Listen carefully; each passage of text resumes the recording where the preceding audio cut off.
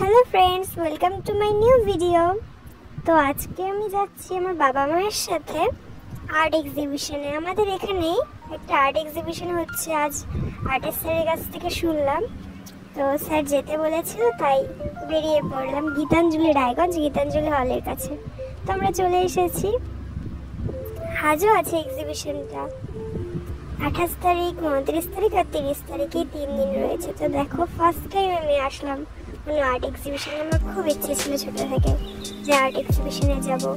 আর যেটা মেইন কথা, আমি শুনলাম যে 40 লাখ টাকা দামের একটা আর্ট নাকি বিক্রি হচ্ছে। আমি তো শুনেই অবাক যে এত দাম, কি এমন আছে সেই আর্টে, দেখার জন্য চলে আসলাম। তো দেখো, এখানে অনেক আর্ট আছে। তো এই দুটো আমার খুবই ভালো লেগেছে, টেডির আর্ট দুটো। তো দেখো, প্রচুর প্রচুর সব আর্ট। কিছু কিছু আর্টের মিনিংটা আমি বুঝতেই পারিনি, সেটাও তোমার সাথে শেয়ার করবো। আমি ফার্স্ট টাইম বুঝলাম এটাই সেই আর্ট, 40 লাখ টাকা দামে।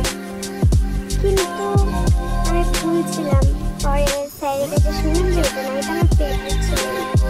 আর এই পাশের এই ঘিচিমিচি কি একটা আর্ট ছিল, আমি বুঝতে পারিনি সত্যি বলছি।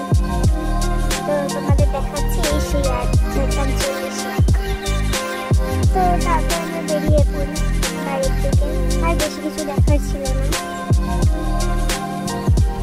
তো বাড়ি ফেরার পথে একটা রাস্তায় মোমো খেয়ে নিলাম, তারপরে বাড়ি চলে আসলাম। তো দেখতে থাকো।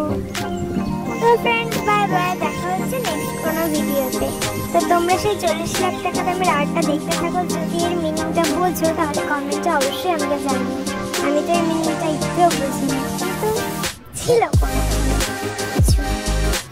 তো তোমরা যদি এক্সিবিশনটা নিজের চোখে দেখতে চাও তাহলে আজই চলে যেও রায়গঞ্জ গীতাঞ্জলি হলের পেছনে যে সুপার মার্কেটটা আছে, ওখানেই হচ্ছে একটা ভবন আর্ট এক্সিবিশন।